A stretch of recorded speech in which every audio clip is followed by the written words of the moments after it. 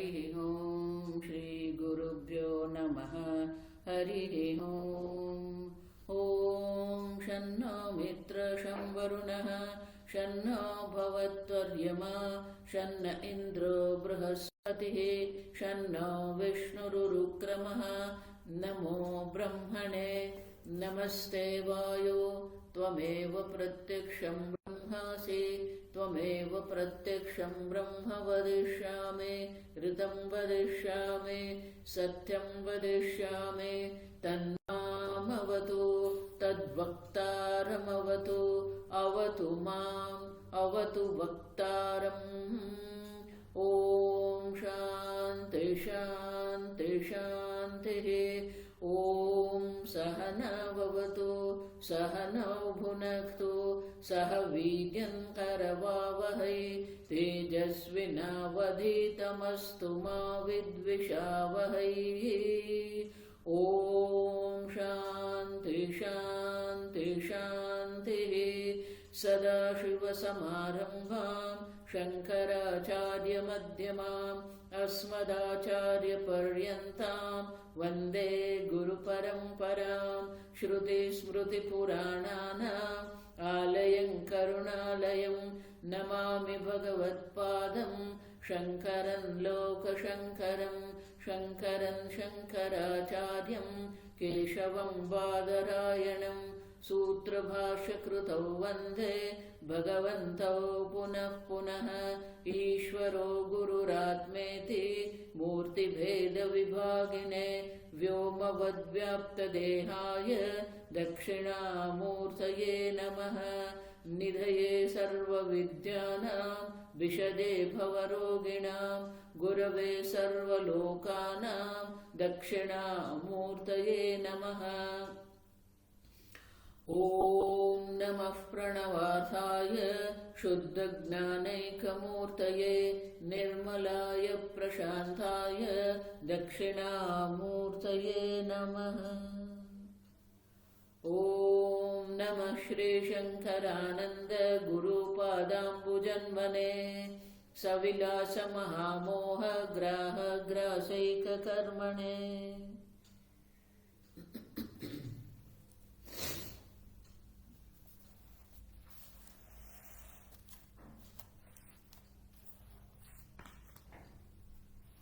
कल हमने 63 वर्ष तक देखा एसेंस। अब आगे सार देखते हैं। तो 63वें श्लोक में कहा विलीन गुरुतवत पश्चात विज्ञानमय घनः विलीन अवस्थानंदमय शब्देन कथ्यते। जिस प्रकार से पिघला हुआ जो घी होता है वो पिघले हुए घी से वो शीत होता है तो वो घन अवस्था प्राप्त करता है। उसी प्रकार से मनोमय विज्ञानमय जो प्रवाहित अवस्था है और आनंदमय जो है विलीन अवस्था जो है वो घी की जैसे घन अवस्था होती है वैसे ही ये जीव की घन अवस्था है वो आनंदमय अवस्था है। लेकिन वो विलीन अवस्था आनंदमय शब्देन उच्च कथ्यते। अब देखो तो वो आनंदमय जो है वो क्या है तो कहते हैं शुक्ति पूर्व क्षण बुद्धिवृत्तिया सुख बिंबिता सा एव तद्बिंबिता सहित लीनानंदमय ततः। कल हमने देखा कि सुषुप्ति के अगले क्षण में जो सुख का प्रतिबिंब चैतन्य का, अब देखो चिदानंद जो है जो चिदानंद है उनका प्रतिबिंब बुद्धिवृत्ति में पड़ता है। वो प्रतिबिंब जो है अब देखो बुद्धिवृत्ति या सुख बिंबिता वो चिदानंद का प्रतिबिंब करती हुई जो बुद्धिवृत्ति है वो रह जाती है। सा तत्बिंब सहिता लीनानंदमयस्ततः। अब देखो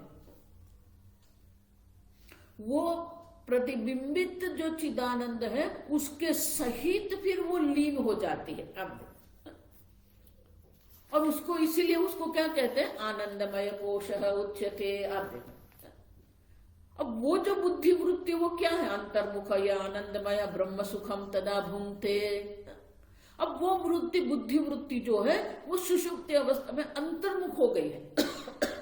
एक बार अंतर्मुख हो गई, आनंदमय ब्रह्म सुखम तदा भूंगते, और इसीलिए वो चिदानंद जो ब्रह्मानंद है उनकी अनुभूति उनको होती है। चिद्बिंब युक्ता भी अज्ञान उत्पन्न वृत्ति भी। तो वहां पर दो बात हुई ना, एक तो आनंदमय कोश जो है वो अविद्या है, और इसलिए कहते हैं अज्ञान उत्पत्ति वृत्ति भी, और साथ में जो प्रतिबिंबित वृत्ति है, चिदानंद की जो प्रतिबिंबित वृत्ति है वो भी वहां रहेगी। अब देखो, और इसलिए कहते हैं जो आनंदमय कोश जो है, तो सुषुप्ति अवस्था में चैतन्य के प्रतिबिंब वाली जो सुख प्रतिबिंबित जो वृत्ति है और अज्ञान वृत्ति जो है, तो अज्ञान वृत्ति से वो बिंबित प्रतिबिंबित चिदानंद जो है, सुख प्रतिबिंबित जो वृत्ति है वो भूंगते। तो इसलिए आप कहते हो ना, मैं तो आराम से सो गया था। अब देखो, तो वो जो अनुभव है ना सुख का, वो सुख का अनुभव जो है, अब देखो, लेकिन अनुभव को व्यक्त करने का जो प्रमाण मनोमय कोश जो है वो वहां नहीं है, और इसलिए वो अभिव्यक्ति उनकी नहीं होती। अनुभव होता है लेकिन अनुभव की अभिव्यक्ति नहीं है वहां पर। क्यों? अज्ञान उत्पन्न वृत्ति भी ब्रह्म सुखम भूंगते, क्योंकि वो अज्ञान है वहां पर। आप देखो, और इसलिए आगे कहते हैं अज्ञान वृत्तय सूक्ष्म विस्पष्ट बुद्ध वृत्तय। तो वो जो अज्ञान वृत्ति जो है, तो अज्ञान की वृत्ति सूक्ष्म वृत्ति है। अब समझो, हम जब वेदांत में कहते हैं कि हमारी मुख्य समस्या जो है वो क्या है, अज्ञान है। आप समझो, बाकी सब आप जितना भी करते रहो, लेकिन मुख्य समस्या तो अज्ञान है ना। भगवान भी इसलिए कहते अज्ञानेनावृतम ज्ञानम तेन मुह्यन्ति जन्तवः। तो अज्ञान से जो वृत्ति अवृत्त है, और इसलिए कहते हैं ये अज्ञान की वृत्तियां जो है वो बहुत सूक्ष्म है। विस्पष्टा बुद्ध वृत्तय है, सूक्ष्म भी है और अस्पष्ट है, और बुद्धि की जो वृत्ति है वो स्पष्ट वृत्ति है। इति वेदांत सिद्धांत पारगाः प्रवदन्ति ही। तो अज्ञान की वृत्ति अस्पष्ट होने से वहां पर अनुभव है लेकिन ज्ञान नहीं है। आप देखो, इसलिए मैं आपको पुनः पुनः कहती हूं, अनुभव पर आप मत जाइए। ये जितने भी ध्यान करने वाले, योग करने वाले हैं, सब आपके अनुभव का ही विश्लेषण करते हैं। वेदांत ये कहता है कि अनुभव से कुछ नहीं है, जो चाहिए आपको वो ज्ञान चाहिए आपको। अब समझो, अनुभव और ज्ञान एक नहीं है, अनुभव और ज्ञान दोनों अलग है। अब समझो, वृत्ति अनुभव की वृत्ति है वहां पर। आप देखो, सुखेन निद्रा मया अनुभूयते। अब समझो, अहम किमपि न जानम, ये अनुभव है आपका, लेकिन ज्ञान नहीं है। आप समझ रहे हो? तो बुद्धि वृत्ति जो स्पष्ट होती है वहां ही ज्ञान होता है। जब बुद्धि वृत्ति स्पष्ट नहीं है तो ज्ञान नहीं होगा वहां पर, अस्पष्ट है वहां पर। और इसलिए कहते हैं अज्ञान की वृत्तियां जो है वो अस्पष्ट है, और वहां पर अनुभव है लेकिन ज्ञान नहीं है। उसी प्रकार से बुद्धि वृत्ति है वो स्पष्ट है, और विद्यारण्य मुनि कहते हैं ये मैं नहीं कह रहा हूं, वेदांत सिद्धांत पारगाः। वेदांत के सिद्धांत में जो कुशल है, पारगाः, अब देखो, जो विद्वान जन है वो कहते हैं कि जागृत अवस्था स्वप्न अवस्था में बुद्धि वृत्ति है वो स्पष्ट होती है। अब देखो, अब समझो, और इसलिए आगे कहते हैं आनंदमय कोश की जो अविद्या जो वृत्ति है जिसके द्वारा हम ब्रह्मानंद की अनुभूति कर रहे हैं, तो बोले उनके लिए प्रमाण क्या है? मांडुक्यतापनीयादि श्रुतिषु एतद् अतिस्फुटम आनंदमय भोक्तृत्व ब्रह्मानंदे च भोग्यता। विज्ञानमय है वो करता है, कर्तृत्व है, मनोमय जो है वो प्रमाण है, अंतःकरण है, साधन है जिसके द्वारा हमें ज्ञान होता है। और आनंदमय जो है वो भोक्तृत्व है, आनंदमय में भोक्तृत्व है, आप समझो। और इसलिए कहते हैं मांडुक्य उपनिषद में, नृसिंह तापनीय उपनिषद में और इसे अन्य बहुत सारी श्रुतियों में इस प्रकार से दर्शाया है कि आनंदमय कोश है वो भोक्ता है, वो भोक्तृत्व है, आप समझो। आनंदमय में जो है वो भोक्तृत्व है। तो बोले मांडुक्य उपनिषद में कहा गया है? अब देखो, तो आगे कहते हैं एकीभूत सुषुप्त। आप देखो जो मांडुक्य उपनिषद का जो मंत्र है वो मंत्र ही यहां दर्शाते हैं हम। अब देखो सुषुप्त स्थान एकीभूत प्रज्ञान गण एव आनंदमय आनंद भुक। मांडुक्य उपनिषद कहते हैं सुषुप्त स्थान है, देखो ये बहुव्रीहि समास है। सुषुप्त स्थान यस्य सह सुषुप्त स्थान, जो जीव का स्थान सुषुप्ति है, मानी कि जो जो सुषुप्ति अवस्था का अनुभव कर रहा है, एक ही भूत वहां पर अव्याकृत नहीं है, व्याकृत नहीं है, अव्याकृत एकीभूत प्रज्ञान गण एव आनंदमय ही आनंद भुक चेतो मुख। बहुत सुंदर है। तो वही मंत्र जो है यहाँ अर्थतः कहते हैं एकीभूत सुषुप्तस्थ प्रज्ञान घनताम गता आनंदमय आनंद भुक चेतो मुख वृत्ति भी। तो एकीभूत वहां कुछ अन्य है ही नहीं, आपसे अन्य वहां कुछ है ही नहीं, आप समझो। अगर आप समझते हो तो आपसे अन्य कुछ है, तो बोले कि आपसे अन्य कुछ है ही नहीं, एकीभूत है, उतना ही नहीं। प्रज्ञान घनधाम आनंदमय आनंद भुक चेतो मुख। अब देखो एक एक शब्द जो है ना आगे के श्लोक में हमें दर्शाते हैं। तो बोले कि ये एकीभूत क्या है? विज्ञानमय मुख्य यह रूप ही युक्त पराधुना सह लयन एकता प्राप्त है। विज्ञानमय अवस्था में जो अनेकता है, आनंदमय जो है वो एकीभूत अव्यक्त अवस्था है। लेकिन जो अन्नमय है, प्राणमय है, मनोमय, विज्ञानमय है, आप समझो, विज्ञानमय मुख्य ही, जहां पर मुख्य विज्ञानमय है और बाकी के तीन भी है वहां पर, आप समझो। रूप ही युक्त पूरा अधुना, पहले वो अनेकता थी वहां पर, द्वैत था, अनेकता थी, आप समझो। अब क्या हो गया?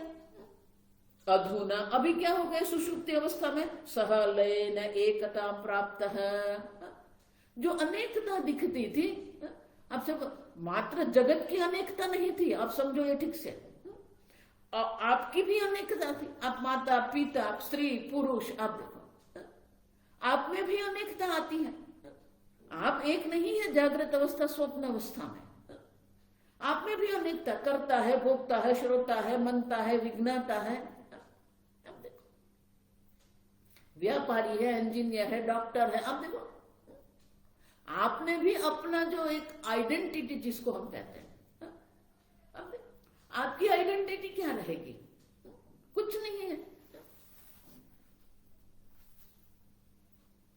तो आपकी आइडेंटिटी भी अनेक है, आप देखो।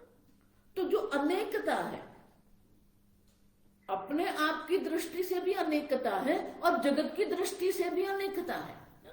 अब जब सब लय हो जाता है तो क्या होता है?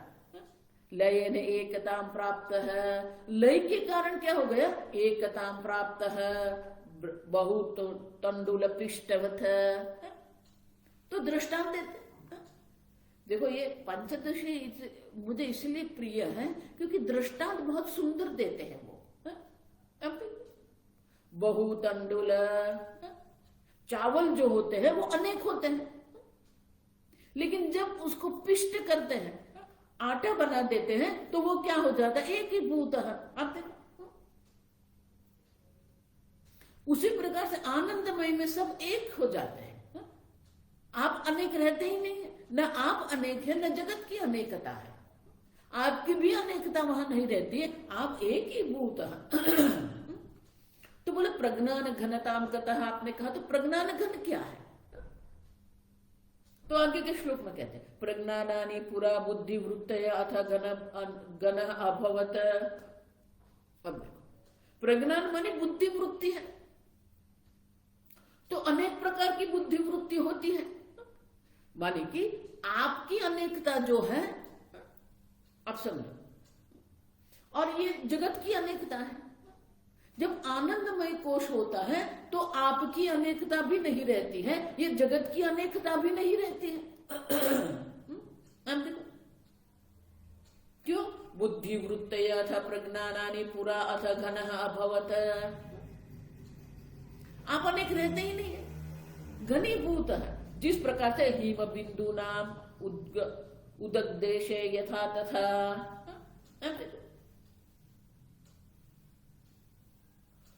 तो हिम देखो हमने देखा था कि हिम बिंदु जो होते हैं, हिम और बर्फ दो अलग बात है, आइस और स्नो आते, तो बोले कि ये जल के जो बिंदु होते हैं ना,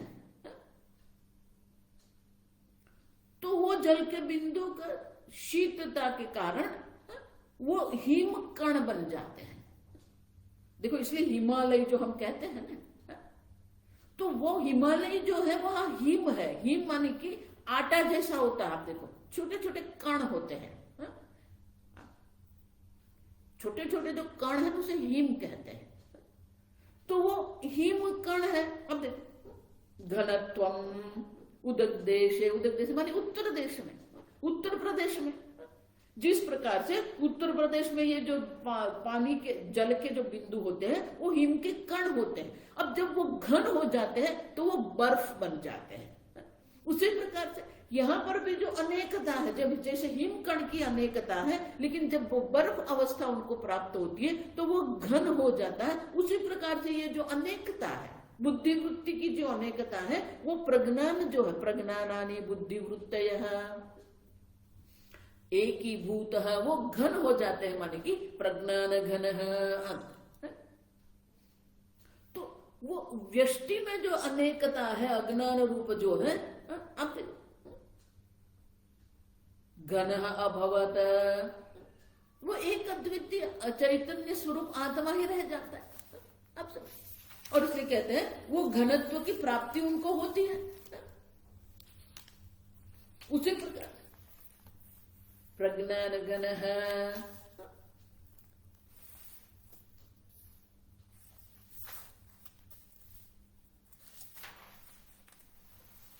तो बोले वो प्रज्ञान घन जो है उनकी विशेषता क्या है? तो आगे दर्शाते हैं तद्घनत्वं साक्षी भावम दुख अभावम प्रचक्षते लौकिका तार्कियावत दुख वृत्ति विलोपनात्। अब वो जो घन भाव है उनका आप साक्षी चैतन्य है। तद्घनत्वं साक्षी भावम दुख अभावम प्रचक्षते, वो जो घनत्व जो है, घन भाव जो है वो साक्षी भाव है जहां पर दुख का अभाव है। जब तक आपकी बुद्धि वृत्ति रहती है तब तक दुख की अनुभूति है, आप समझना है ठीक से। दुख की जो अनुभूति आपको होती है वो दुख की अनुभूति कब तक होगी आपको? जब तक ये बुद्धि वृत्ति है। जब बुद्धि वृत्ति ही नहीं रहेगी, सुख दुख की अनुभूति भी नहीं रहेगी, आप समझ। और इसलिए कहते हैं कि जब तक ये बुद्धि वृत्ति है तब तक ये सब रहेगा। जब ये बुद्धि वृत्ति ही शांत हो गई है, घनत्व प्राप्त कर लिया है, तो आप साक्षी भाव है और वहां पर दुख की अनुभूति है ही नहीं। दुख अभावम, उसी को ही दुख का अभाव कहते हैं। लौकिका तार्किका, लौकिक जो है, तार्किक लोग जो है, उसी को घन, आप देखो ये घनत्व जो प्राप्त होता है, प्रज्ञान घन जो होता है, उसी को दुख का अभाव कहते हैं। यावत दुख वृत्ति विलोपनात्, क्यों? क्योंकि दुख की वृत्ति जो है सब विलीन हो गई है।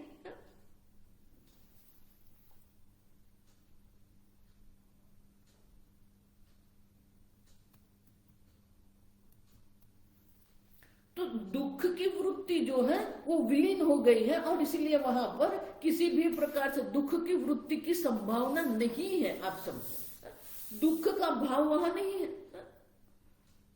और आगे कहते चेतोमुख।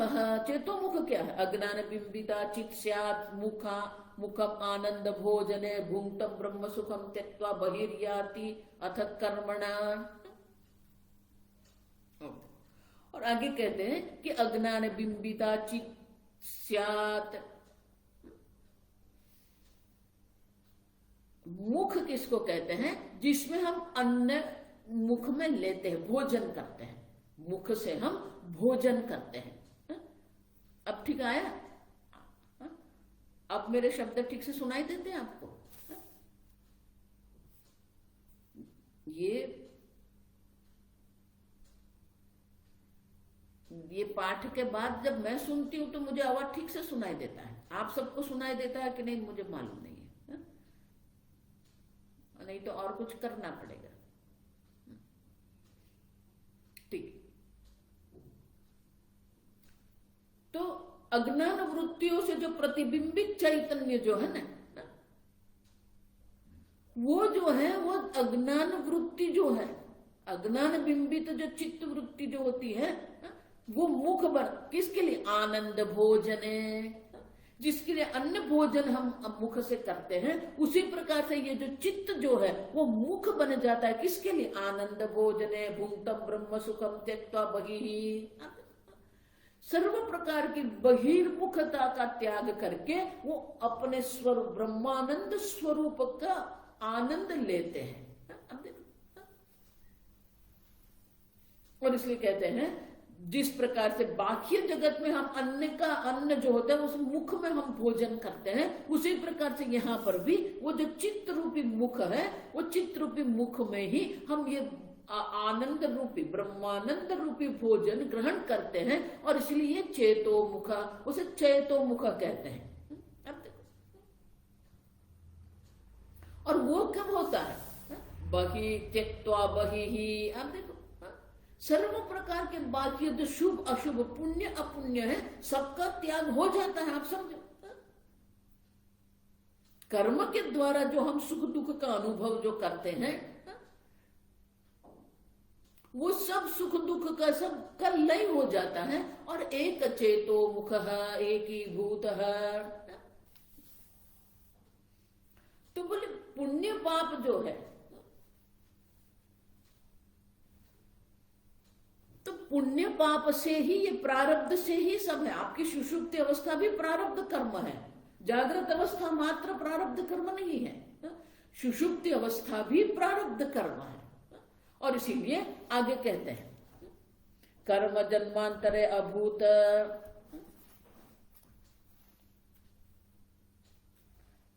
यद्योगाद बुध्यते पुनः इति कैवल्य शाखायाम कर्मजः बोधः ईरितः। मेरी दादी हमेशा कहती थी पुण्यशाली को ही अच्छी नींद आती है। अब देखो, तो निद्रा भी प्रारब्ध से है, उसी प्रकार से जागृत भी प्रारब्ध से। इसीलिए आप जब सो जाते हो तो बोध माने कि जागना जो है ना, कर्मजः बोधः। सुषुप्ति अवस्था में जो हम जागृत अवस्था में आते हैं, वो बोध जो है वो भी क्या है? अब कर्मजः, आपके प्रारब्ध कर्म से है। और वो कर्म क्या है? जन्म जन्मांतर अभूत कर्म। जन्म जन्मांतर से आपने जो अनेक प्रकार के कर्म किए हुए हैं, तद योगाद बुध्यते पुनः, उसके योग से उनके कारण क्या होता है? आप जागते हैं, बुध्यते पुनः। और कैवल्य शाखा में माने कि कैवल्य उपनिषद में इस प्रकार से कहा है, और इसलिए कहते हैं कैवल्य उपनिषद में जो कहा है वो क्या कहा है? कंचित काल प्रबुद्धस्ते ब्रह्मानंदस्य वासना अनुगच्छ तद तूष्णीमास्ते निर्विषय सुखी। सुषुप्ति अवस्था में वो ब्रह्मानंद की अनुभूति आपको होती है। कब? कंचित कालम प्रबुद्धस्य,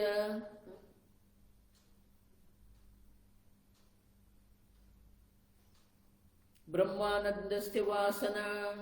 तो बोले कि ये आप ऐसा क्यों कहते हो कि शुभ अशुभ कर्म से जागृत अवस्था है, शुभ अशुभ कर्म से ही हमें सुषुप्ति अवस्था की प्राप्ति होती है, हमारे कर्म ही हमें जगाते हैं और जागृत अवस्था में ले आते हैं और जागृत अवस्था में हमें ये भोग करवाते हैं। तो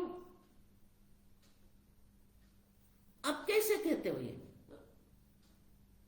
उतना ही नहीं, जागृत अवस्था में सुख दुख की अनुभूति होती है, सुषुप्ति अवस्था में ब्रह्मानंद की अनुभूति है। क्यों? सुषुप्त कंचित कालम प्रबुद्धस्य ब्रह्मानंदस्य वासना अनुगच्छेत। तो बोले ये ब्रह्मानंद की जो अनुभूति हम सुषुप्ति काल में करते हैं, तो जागने के बाद आप समझो, आप जब जाग जाते हो ना, तो जागने के बाद क्या होता है? प्रबुद्धस्य ब्रह्मानंदस्य वासना। देखो ये सब आपका अनुभव है, मैं कुछ कह रही हूं, विद्यारण्य मुनि कह रहे हैं, हम विश्लेषण करके आपको दर्शाते हैं कि आपका अनुभव, इसलिए मैंने आगे कहा ना, अनुभव और ज्ञान अलग बात है। ये आपके प्रत्येक दिन का अनुभव है, प्रत्येक दिन का ये अनुभव होते हुए भी आप समझो, प्रत्येक दिन का ये अनुभव होते हुए भी हमें ज्ञान नहीं है ब्रह्मानंद का। अब देखो, और इसलिए आगे कहते प्रबुद्ध से मन की जो जाग गया है, आप जब जाग जाते हैं तो थोड़े समय तक, कंचित कालम मन की थोड़े समय तक क्या होता है? ब्रह्मानंद से वासना, वो ब्रह्मानंद की वासना होती है। आप देखो, वो ब्रह्मानंद की जो वासना है वो आप स्मरण करते हो, अनुगच्छेत तद तुष्णिमास्ते, और इसलिए आप शांति से सोते रहते हो। अब देखो, तुष्णिमास्ते, आप जाग गए हैं लेकिन आप अभी भी शैया में, निर्विषय सुखी। अब देखो, किसी भी विषय वहां नहीं है, फिर भी आपको एक सुख की, मैं सुखी हूं, एक सुख की अनुभूति आपको होती है। आप देखो, वो जो सूक्ष्म वृत्ति है ना, वो सूक्ष्म वृत्ति रहती है। आप समझो, जिसको हम वासना, ब्रह्मानंद से वासना, ब्रह्मानंद की जो वासना जो है, वो ब्रह्मानंद के जो संस्कार, वासना मानी संस्कार। अब वासना शब्द को नकारात्मक कभी मत लेना, वासना मानी संस्कार जो है हमारे, तो वो संस्कार रहते हैं। आप समझो, और इसलिए कहते हैं कर्म भी प्रेरित पश्चात नाना दुखानि भावयन शनैहि विस्मरति ब्रह्मानंदम एष अखिल जनः। कंचित काल, थोड़े समय तक आपको ये ब्रह्मानंद की अनुभूति रहती है, और ये ब्रह्मानंद की अनुभूति रहती है तब भी, लेकिन कर्म भी प्रेरित पश्चात, हमारे ही प्रारब्ध कर्म हमें क्या करते हैं? पुनः हमें प्रवृत्ति में लगा देते हैं और ब्रह्मानंद की हमें विस्मृति हो जाती है। नाना दुखानि भावयन शनैहि विस्मरति। अब देखिए, अब सब थोड़े समय में देखो, इसलिए उड़िया बाबा कहते थे कि जब आप जाग जाते हो ना, तो थोड़े समय तक आप सोते रहो, देखते रहो, क्योंकि वो ब्रह्मानंद की वासना है। आप समझो, लेकिन हम तुरंत उठ जाते हैं। आप समझो, तुरंत उठने की हमें आवश्यकता नहीं है। आप समझो, सीधे सीधे उठने की क्या आवश्यकता है आपको? लेकिन हम क्या करते हैं? अरे देर हो गई, चलो चलो ये करना है, वो करना है। और इसलिए कहते हैं कि ब्रह्मानंदम शनैहि विस्मरति, धीरे से हम वो ब्रह्मानंद के भी विस्मरण हो जाता है। आप देखो, प्रागूर्ध्वम अपि निद्राय पक्षपातः दिने दिने ब्रह्मानंदे नृणाम तेन प्राग्न अस्मिन् विवदेत कहा। बोले उसमें विवाद क्या है? आप देखो, उसमें कोई विवाद है ही नहीं। क्यों? प्रत्येक दिन आप देखो, प्रागूर्ध्वम निद्रायाः पक्षपातः दिने दिने, प्रत्येक दिन हम ये निद्रा से, जब निद्रा का आरंभ होता है और निद्रा का जब अंत होता है, प्राग और ऊर्ध्व। आप देखो, प्राग माने कि निद्रा के आरंभ के अगले क्षण हम देख के गए, और ऊर्ध्व माने कि निद्रा के बाद, निद्रा के समाप्ति के बाद जो क्षण है, पक्षपातः दिने दिने। वो ब्रह्मानंद के पक्षपात है, माने कि वो ब्रह्मानंद की अनुभूति हमें है वहां पर। अब समझो, ब्रह्मानंदे नृणाम तेन प्राज्ञः, और इसीलिए ये पक्षपात प्राज्ञः अस्मिन् विवदेतकः।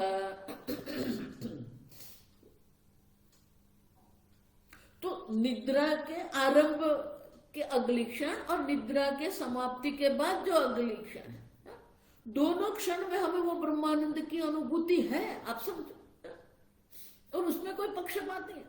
हम भी वो आनंद जो होता है ना, तूष्णीम आस्ते हमने आगे देखा, वो हम शांति से रहते हैं। क्यों? क्योंकि वो ब्रह्मानंद की अनुभूति है हमें, और इसीलिए उनमें कोई विवाद करने कोई समस्या ही नहीं, क्योंकि ये प्रत्येक मनुष्य का ये अनुभव है।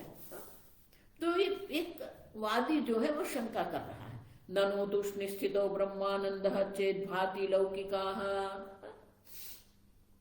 तो बोले कि ये देखो, ये शांति से तूष्णिम आस्ते माने कि वो शांति से रहता है, तो बोले कि ये शांति से बैठने से ही ब्रह्मानंद की अनुभूति हो जाती है। तो तुम लौकिकाः अलसाः चरितार्था स्युः शास्त्रेण गुरुणात्र किम्। तो बोले कि वो ब्रह्मानंद की अनुभूति अगर हमें हो रही है, तो फिर ये शास्त्र की आवश्यकता क्या है, गुरु की आवश्यकता क्या है? अब उतना ही नहीं, अलसाः चरितार्थाः, अब शांति से बैठो। आलस जो है ना, आलस्य, आप देखो, तो बोले कि ये तो आलस है, नहीं। लौकिका माने कि जिसको शास्त्र का कोई संस्कार नहीं है, कर्मठ लोग हैं, अर्थ और काम में पड़े हुए जो लोग हैं ना, जिसको शास्त्र का कोई संस्कार नहीं है, उसे लौकिक कहते हैं। अलसाह, जो आलसी जन होते हैं, तो आलसी जन भी शांति से बैठा हुआ है, क्या उसको ब्रह्मानंद की अनुभूति हो गई क्या? और अगर शांति से बैठने से ही उनको ब्रह्मानंद की अनुभूति हो जाती है, अब देखो, तो फिर ये गुरु और शास्त्र की आवश्यकता ही क्यों है? तो बोले कि वो शांति से बैठते हैं, लेकिन वहां उनको अनुभव होते हुए भी उनको ज्ञान नहीं है कि ये ब्रह्मानंद मैं हूं, आप देखो। और इसीलिए आगे कहते हैं, बाढ़म ब्रह्म इति विद्युश्चेत् कृतार्थाः तावता एव ते गुरु शास्त्रे विना अत्यंतम गंभीरम ब्रह्म वेत्ति कः। बाढ़म माने ठीक है, आप जो कह रहे हैं वो ठीक है, ब्रह्म इति, लेकिन अगर वो जान जाते कि मैं ब्रह्मानंद हूं, तो उनको कृतकृत्यता की अनुभूति होनी चाहिए ना, लेकिन उनको कृतकृत्यता की अनुभूति तो है ही नहीं। आप देखो, जब उनको कृतकृत्यता की अनुभूति ही नहीं हो रही है,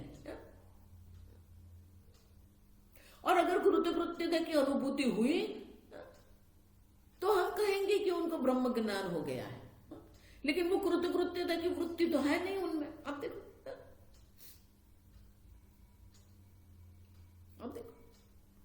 क्यों नहीं है? गुरु शास्त्र बिना अत्यंतम गंभीरम ब्रह्म वेत्ति कः। आप समझ गए, अनुभव है ब्रह्मानंद का, लेकिन ज्ञान नहीं है। ये ब्रह्मानंद मैं हूं, आप देखो,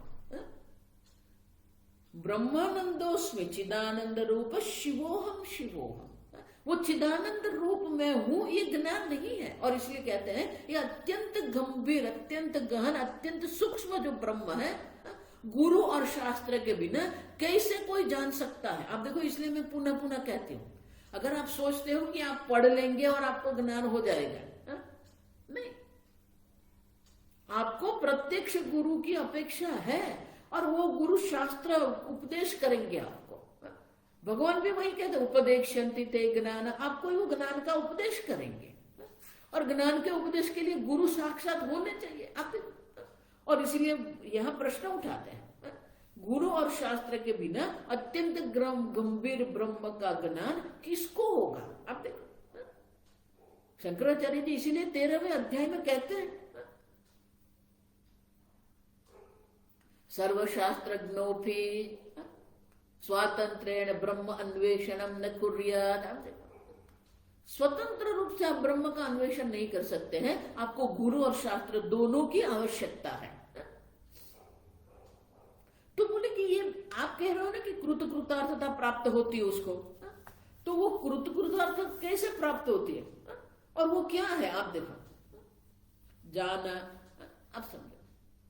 अगर कोई कहेगा हाँ हाँ मैं तो कृतार्थ हो गया, हाँ, तो वो कृतार्थ क्या है वो जानता ही नहीं है। और इसीलिए आगे के श्लोक में कहते हैं, अगर वो कहेगा हाँ मैं तो ब्रह्म ज्ञान मुझे जानामि अहम त्यक्त्वद उक्त्या अद्य कुतो में न कृतार्थता। अगर आप कहेंगे नहीं नहीं मैं जानता हूं मैं ब्रह्मानंद स्वरूप हूं, कुतो में कृतार्थता, तो फिर ये कृतार्थता की अनुभूति मुझे क्यों नहीं होती है? आप देखो, शृण्वत तादृशः वृत्तं प्राज्ञम् अन्यस्य कस्यचित्।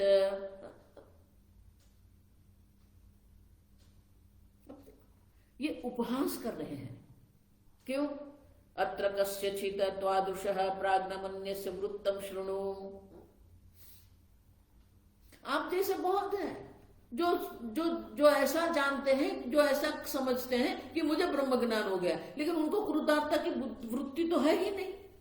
अब देखो, जब कृतार्थता की वृत्ति नहीं है तो ब्रह्म ज्ञान हुआ आप कैसे कहेंगे?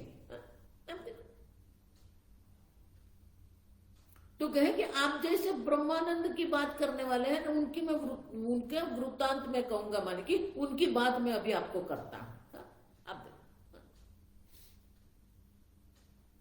चतुर्वेद विदेदेयम इति शृण्वन्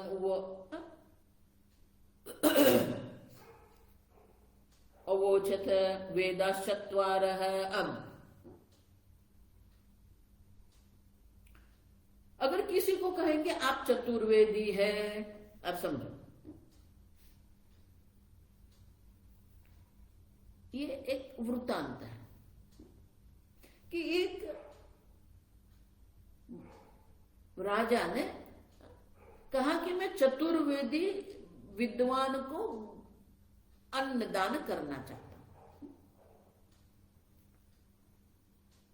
तो चतुर्वेदी विद्वान को उसको दान करना है। तो एक व्यक्ति ने ये सुन लिया, तो वहां गया, बोला मैं चतुर्वेदी हूं। बोले क्यों? 4 वेद है मैं जानता हूं। चत्वारः वेद इत्येवं वेद्मि, ये 4 वेद मैं जानता हूं। दिया दाम धनम, अब मुझे धन दे दीजिए। क्यों? मैं जानता हूं 4 वेद है। तो 4 वेद है जानने से क्या वो चतुर्वेदी बन जाएगा क्या? संख्या में एष जानाति न तु वेदान अशेषतः। वो संख्या जान रहा है कि 4 वेद है, लेकिन वेद में क्या लिखा है वो जानता नहीं है वो।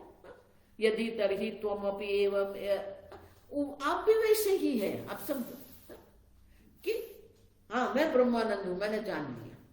बोलने से कुछ नहीं होगा। आप समझो, ये अशेषम ब्रह्म न वेत्सि ही, क्योंकि आप अवेद से आप अशेष ब्रह्म को जानते ही नहीं हो। सर्वम खलु इदं ब्रह्म, यहां जो कुछ है सब ब्रह्म मात्र है, आप नहीं जानते। शब्द से बोलने से कुछ नहीं होगा। देखो इसलिए मैं कहते, स्वामी जी भी कहते थे, ये कई लोगों को ना एक आदत बन जाती है, चिदानंद रूप शिवो हम शिवो। बोलने से क्या होगा? शब्द आपके पास है, लेकिन शब्द का जो अर्थ स्फुरण आपको होना चाहिए वो नहीं है आपके पास। चतुर्वेद मानी 4 वेद की संख्या कहने से क्या हो जाएगा? उनके जो वेदांत अशेषतः पूर्णतः वेद में क्या लिखा है, वेद क्या कहते हैं, वो धर्म क्या है, अधर्म क्या है, मोक्ष क्या है, ज्ञान क्या, वो तो वो जानते ही नहीं है। तो आप भी उनके जैसे ही है। आपने बोल दिया हाँ वो ब्रह्मानंद में है, लेकिन कृतार्थता की अनुभूति तो आपको होती नहीं है। और इसलिए कहते हैं कि ये कृतार्थता की अगर अनुभूति नहीं है तो वो ब्रह्मानंद का ज्ञान नहीं है आपको। क्यों? अखंड एक रसानंदे माया तत्कार्य वर्जिते, अशेषत्व सशेषत्व वार्तावसर एव कह। तो बोले आप अशेष से अशेष क्यों कह रहे हो? देखो ये कई लोगों की एक आदत होती है, आप कुछ भी कहेंगे ना तो आपने जो कहा है उसमें से एक शब्द पकड़ के आपके ऊपर वो आरोप करेगा। ऐसे लोगों से कभी आप चर्चा मत करना, क्योंकि वो आपको भी बहिर्मुख बनाते हैं।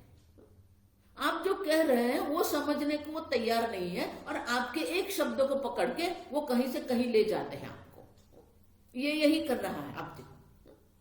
आपने कहा कि निद्रा के पहले प्राक और निद्रा के बाद जो एक अंतर्मुख वृत्ति जो होती है, जहां हमें ब्रह्मानंद की अनुभूति जो होती है, ब्रह्मानंद की अनुभूति के संस्कार होते हैं, लेकिन वो ज्ञान नहीं है। आप समझो, जो अनुभूति हमें हो रही है लेकिन वो ज्ञान नहीं है। आप समझो ये, तो उसी को पकड़ के वो आगे चल रहा है कि बोला नहीं मुझे तो ब्रह्मानंद प्राप्ति हो गई। नहीं, क्योंकि अशेषतः पूर्णतः तो वेद वो जानते नहीं है, तो फिर चतुर्वेदी हम कैसे कहेंगे उनको? तो अभी वो अशेष शब्द पकड़ लेके आगे कह रहा है। आप तो कह रहे हो कि आपका जो ब्रह्म है वो तो अखंड एक रसानंद। देखो ये शब्द से, ये शब्द की माया जाल में आपको फंसाने का प्रयत्न कर रहा है। और इसलिए कहते हैं कि आप तो कह रहे, देखो ये शब्द में जो उलझते रहते हैं ना लोग, ऐसा मत करना। देखो वो सुन रहा, वादी जो है वो सुन रहा है और वो हमारे शब्द पकड़ के हमारे ऊपर ही आरोप कर रहा है। उन्होंने ये सब सुना है कि ब्रह्म अखंड है। अखंड मानी कोई खंड मानी कोई विभाग नहीं है। एक रस आनंदे माया तत्कार्य वर्जित, माया का कार्य भी नहीं है वहां पर, तो उसमें अशेषत्व शेषत्व कैसे कहते हो? तो बोले कि अशेष शेष जो सशेष हम जो कह रहे हैं वो इसलिए कह रहे हैं कि जिसके पास मात्र शब्द है, शब्दानेव पठस्य हो तेषाम अर्थम च पश्यसि, शब्द पढ़ने से कुछ नहीं होगा। आपके पास ये सब शब्द है, अखंड एक रस आनंद, लेकिन उनके अर्थ का स्फुरण है क्या आपके पास? तेषाम अर्थ च पश्यसि, शब्द पाठे अर्थ बोधस्ते संपाद्यत्वेन शिष्यते। शब्द का अर्थ आपने पकड़ लिया, शब्द का पाठ कर लिया, अखंड एक रसानंदे, लेकिन उनका अर्थ बोध हुआ क्या? देखो ये जो आप पुनः पुनः मैं कहती हूं ना, अर्थ का स्फुरण होना चाहिए। जब तक शास्त्र कृपा नहीं होती है अर्थ का स्फुरण नहीं होता है। आप समझो ये ठीक से। और इसलिए कहते हैं अर्थबोध संपाद्य शिष्य माने बाकी रह गए।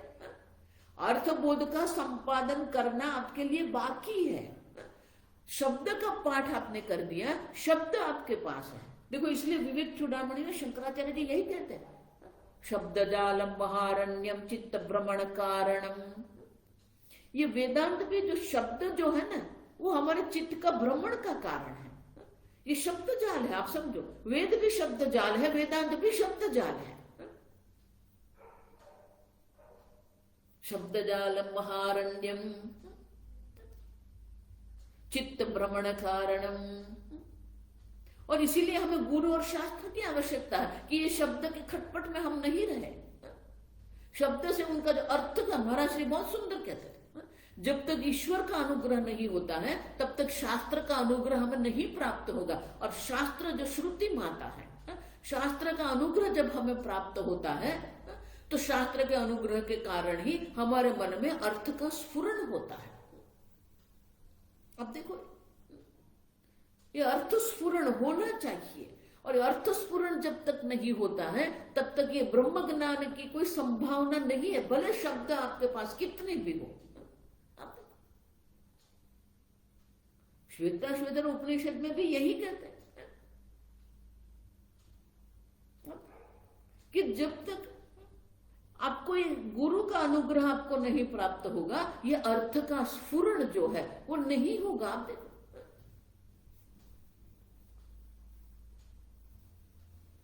यावत, जिस प्रकार से आकाश को हम चर्म से ढक नहीं सकते हैं, उसी प्रकार से बिना गुरु के बिना हमें ये शब्द का अर्थ का स्फुरण, जो शास्त्र शब्द का अर्थ जो है उनका स्फुरण हमें नहीं होता है। और इसलिए कहते हैं शब्द पाठ है अर्थ बोधस्त संपा, शब्द का पाठ हम करेंगे लेकिन अर्थ के बोध का संपादन करना अभी बाकी है। तो बोले अर्थ तो हमें व्याकरण पढ़ने से आ जाएगा। आगे के श्लोक में कहते हैं अर्थे व्याकरणात् बुद्धे साक्षात करो कर अवशिष्यते, अर्थे व्याकरणात् बुद्धे। ठीक है, हम व्याकरण पढ़ लेंगे तो व्याकरण पढ़ने से हमें वो अर्थ का भी ज्ञान हो जाए, साक्षात्कार अवशिष्यते। व्याकरण पढ़ने से भी कुछ नहीं होगा, आप समझो ये ठीक से। अब कितना भी व्याकरण पढ़ लो, आप समझो, तो व्याकरण से शब्द के अर्थ का ज्ञान होता है, लेकिन वो जो ज्ञान होगा वो क्या होगा? परोक्ष ज्ञान होगा। हम आगे देख के गए, लेकिन वो ब्रह्म मैं हूं, आप देखो, वो ब्रह्म मैं हूं, वो अहम अस्मि जो है ना, वो मात्र व्याकरण से नहीं हो सकता। अब देखो, और इसलिए कहते हैं कि वो ब्रह्म ज्ञान जो है सात कृतार्थत्व दी ही यावत तावत गुरु उपास्वभो हो। अगर आप सोचते हो कि व्याकरण पढ़ लेने से व्याकरण का ज्ञान हो गया तो मुझे ब्रह्म ज्ञान हो जाएगा, वो ब्रह्म ज्ञान परोक्ष ज्ञान होगा।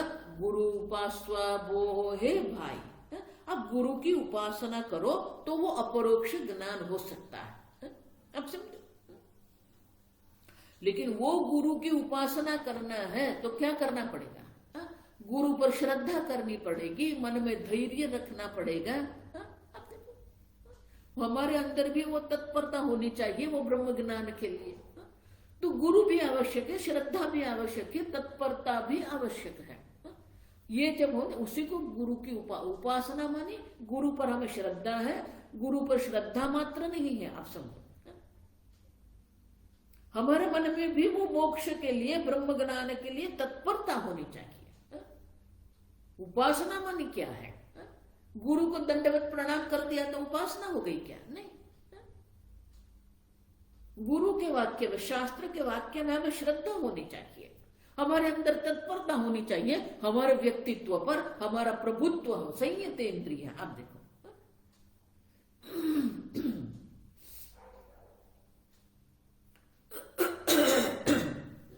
और इस प्रकार से ये जो विवाद चल रहा था उसका भी अंत करके अब पुनः हमारे मुख्य विषय पर आ जाते। कहते हैं आस्था में तद यत्र यत्र सुखम स्याद् विषय ही विना। बोले ठीक है, आप अभी ये छोड़ दो, जब तक आप गुरु की शरण में नहीं रहेंगे अपरोक्ष ज्ञान की संभावना नहीं है, और इसीलिए आपको गुरु की उपासना करनी है। और हम मूल विषय पर हम आ जाते हैं और कहते हैं आस्था। आस्था माने अब बहुत हो गया, अब यहां से आप रुक जाइए। यत्र यत्र सुखम स्याद् विषयैहि विना तत्र सर्वत्र विद्येतां ब्रह्मानंदस्य वासना। कहते कि जागृत अवस्था में भी विषय ही विना, बिना विषय को जब जब आपको एक सुख की अनुभूति होती है, वो जो सुख की अनुभूति आपको हो रही है, विद्येतां ब्रह्मानंदस्य वासना, वो जो सुषुप्ति अवस्था में जो हमें ब्रह्मानंद की अनुभूति हुई है, उसके ही संस्कार से हमें ये विषय के बिना भी जागृत अवस्था में भी हमें ये सुख की अनुभूति होती है। आप समझो, सुख की अनुभूति होती ही है, जागृत अवस्था में भी होते हैं, कई बार ऐसा होता है। अब देखो, पूज्य स्वामी जी इसलिए कहते थे अब जाइए सागर तट पर बैठ जाइए, कोई नहीं है, शांति से बैठो, न किसी को मिलना है, न किसी से बात करना है, न कुछ करना है, शांति से निष्क्रिय होकर बैठ जाइए सागर तट पर। सूर्यास्त हो रहा है, पक्षी सब अपने अपने नीड में जा रहे हैं, अब समुद्र में तरंग उठ रहे हैं, सागर तट मात्र नहीं, कोई भी एक प्रकृति प्राकृतिक स्थान जो है ना, सौंदर्य नैसर्गिक जो है, आप किसी पर्वत पर बैठ जाइए, आप कहीं जंगल में जाके वृक्ष के नीचे बैठ जाइए और शांति से बैठो, न कुछ करना है न किसी को बुलाना है, कुछ भी नहीं कर, विषय ही बिना अब बैठो। आपको एक सुख की अनुभूति होगी, आप समझो ये, क्यों? क्योंकि वो आप है, विषय ही बिना, आप समझो। न कुछ बदलना है न कुछ करना है न कहीं जाना है, कुछ भी नहीं है, बैठो आप शांति से। देखो इसलिए मैं कहती हूं आप 10 मिनट शांति से बैठो, देखो, देखते रहो, वहां पर आपको ये ब्रह्मानंद के जो वासना जो है ना, उनकी अनुभूति होगी आपको। जागृत अवस्था में भी हो सकता है और इसलिए कहते हैं जब जब विषय, किसी भी विशेष प्रकार के विषय के बिना आपको जब भी सुख की अनुभूति होती है, वो ब्रह्मानंद का ही संस्कार है। तो बोले कि ये ब्रह्मानंद और ब्रह्मानंद की वासनानंद, ये दो क्यों कह रहे हैं आप? तो आप ब्रह्मानंद क्यों नहीं कहते? ब्रह्मानंद की वासना क्यों कह रहे हैं आप? ब्रह्मानंद के संस्कार क्यों कहते? ब्रह्मानंद की अनुभूति क्यों नहीं कहते आप? तो उनका दोनों में आप समझ, दोनों कैसे अलग है, दोनों में भेद क्या है वो दर्शाते हैं यहाँ पर। विषयेषु अभिलब्धेषु तत् इच्छाओ परमे सति अंतर्मुख मनोवृत्तौ आनंदः प्रतिबिंबति। विषयेषु अभिलब्धेषु, आपको जब विषय की प्राप्ति हो जाती है तब क्या होता है? इच्छा ऊपर में अधिक। जब जब आपको सुख की अनुभूति विषय से भी होती है, वो विषय सुख नहीं है, आप समझो। वो विषय के कारण आपको सुख की अनुभूति नहीं हुई है, लेकिन आपको जो अनुभूति हुई किसके कारण? इच्छा ऊपर में सती। आपकी इच्छा जो है ना वो शांत हो गई है। अब जब इच्छा शांत हो गई है तो क्या होगा?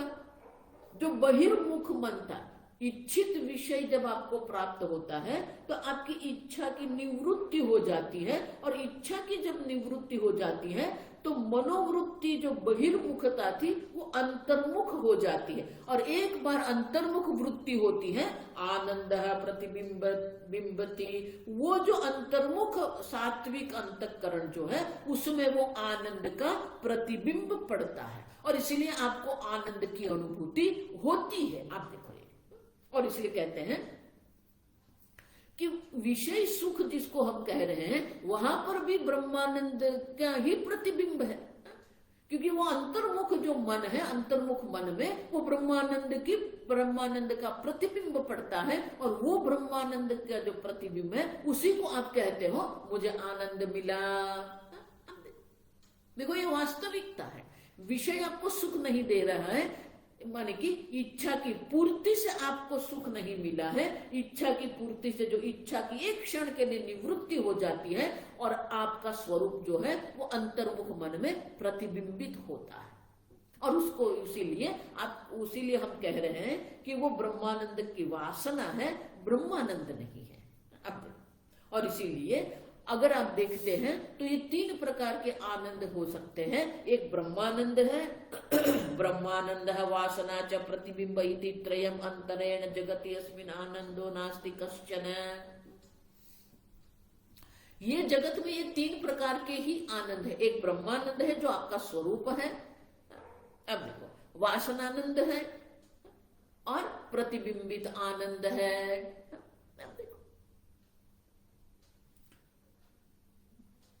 निद्रा से आप जब उठते हो तो वो प्रतिबिंबित ब्रह्मानंद वहां पर सॉरी विषय का जब सुख आप प्राप्त करते वो प्रतिबिंबित आनंद, अंतर्मुख वृत्ति में प्रतिबिंबित आनंद है। जागने के बाद आपको जो ब्रह्मानंद की अनुभूति है वो ब्रह्मानंद के संस्कार की है, और इसलिए वो वासनानंद है। निद्रा से जागृत अवस्था में आप जब आते हैं और आपको जो एक क्षण के लिए जो सुख की अनुभूति होती है वो वासनानंद है। और विषय जब इच्छा पूर्ति के बाद विषय इच्छा की निवृत्ति हो जाती है और वहां पर अंतर्मुख मन में जो प्रतिबिंबित होता है चिदानंद, वो प्रतिबिंबित आनंद है। और इसीलिए एक ब्रह्मानंद है, वासनानंद है और तीसरा जो है वो प्रतिबिंबित आनंद है। तथा च विषयानंद है वासनानंद इति अमु आनंद जनयन्नास्ते ब्रह्मानंद स्वयं प्रभ। तो जिस प्रकार से ब्रह्मानंद स्वयं प्रभ, ब्रह्मानंद जो है वो स्वतः सिद्ध स्व प्रकाश आनंद है, आप देखो।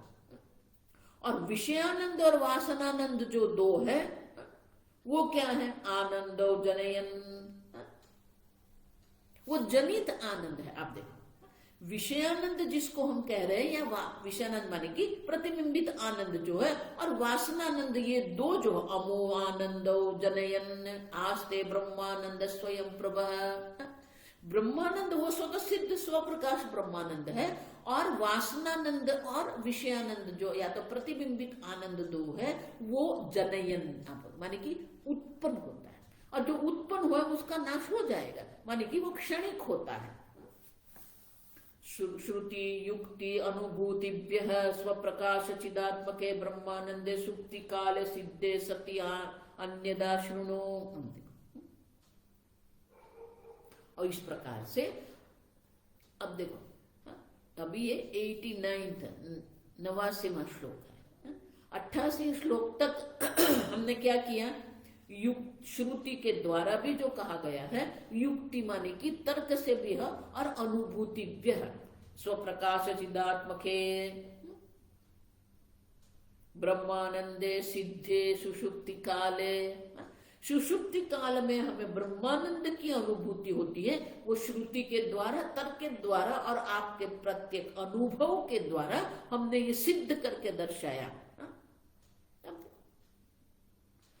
तो ये सिद्ध हम करते हैं कि आपको सुषुप्ति अवस्था में जो आनंद की अनुभूति हुई है, वो आनंद जो है वो ब्रह्मानंद है।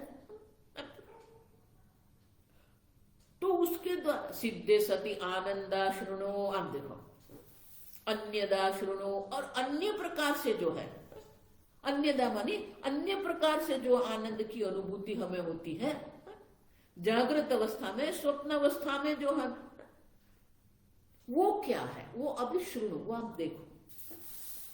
तो सुषुप्ति अवस्था में जो ब्रह्मानंद की अनुभूति हुई है, और जागृत अवस्था स्वप्न अवस्था में जो हमें आनंद की अनुभूति जो होती है वो कैसी होती है, वो अब हम आपको कहेंगे, वो हम कल देखेंगे।